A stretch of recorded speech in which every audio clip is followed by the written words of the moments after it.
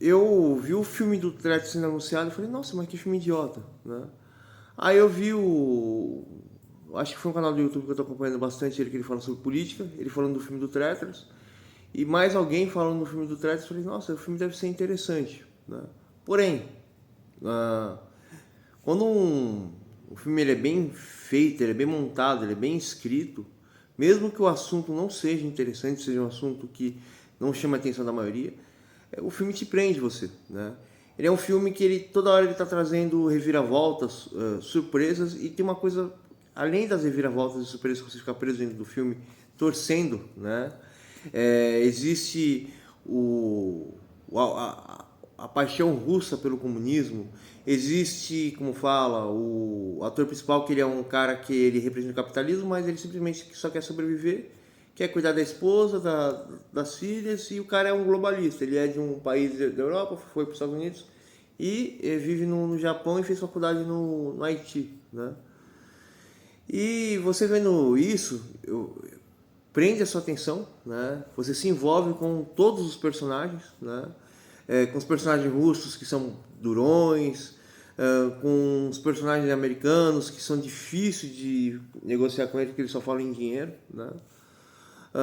Porém, você fica extremamente preso pela trama da história. Histórias elas precisam ter uma trama bem construída, não pode ser exagerada. Eu estava até conversando com o Leonardo sobre o Deus da Destruição, que é um funil de loucura. É uma loucura dentro de uma outra loucura, dentro de outra loucura, dentro de outra loucura. Uma das histórias, assim, como fala, extremamente conturbadas, né? Estava contando que a primeira história ela se baseia só na culpa. A segunda história ela se baseia, como falam, no nível acima da loucura. Mas voltando aqui à análise do filme Traitors, além da direção, da narrativa, da construção da história, de todo o contexto da história, existe a cenografia, que ela é perfeita. Os capitalistas, você vê que a gente sempre vê horrível a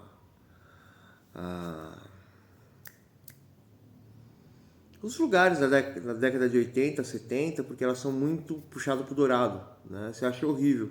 Mas eles enchem com tanta cor, com tanta luz, né? Dentro do cenário. O cenário ele tem muita luz, fica extremamente bonito.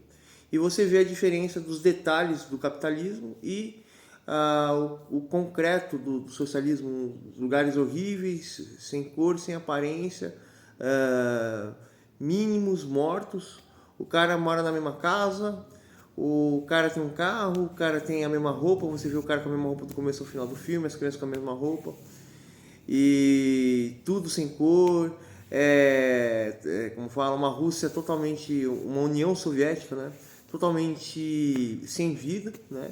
E você vê o capitalismo brilhando e no final termina o cara fazendo uma festa lá na casa dele lá, mostrando o que é o capitalismo e mostrando o que é o comunismo, né? Mas aí a gente já vê que a cortina de ferro caiu, né? O Gorbachev ele renunciou, né? E aí a Rússia ela cai numa escuridão total, aí depois vem não lembro qual que é, o Boris, que era um alcoólatra e corrupto, e depois aí veio o Putin, né? Então, e aí tá falando que o comunismo só dura 70 anos, que ele caiu, que ele ia cair. E é extremamente legal o filme. É muito legal, é muito bem montado cena a cena. E os cenários você fica bobo. Você, caramba, cara, que detalhe de filmagem no filme. E eu acho que esse filme foi até barato para ser feito, mas é mega de um filme, né? Porque os efeitos especiais são bem vagabundos no final lá, eu acho que não precisaria ter os efeitos especiais, né? E os líderes e os governantes eles são colocados como deuses, né? Eles ficam na muralha dizendo o que vai acontecer. E é muito bonito a cenografia, é muito bonita, demonstrando o que é o capitalismo, o que é o comunismo, e como falo, demonstrando que o coitadinho lá do cara lá estava sendo perseguido o tempo inteiro, tinha um político totalmente corrupto que não estava falando mentira que o império ia cair, né? Ele estava preparando a sua aposentadoria porque ele vivia em um comunismo socialista, né? E você, como fala, vê o sofrimento. Até esqueci o mais importante. O filme, né? Ele conta a história do Traitors, né? ele passa o sofrimento do criador do Threads, que aconteceu com o pai dele, porém, por causa de um sonho, ele arrisca tudo, né?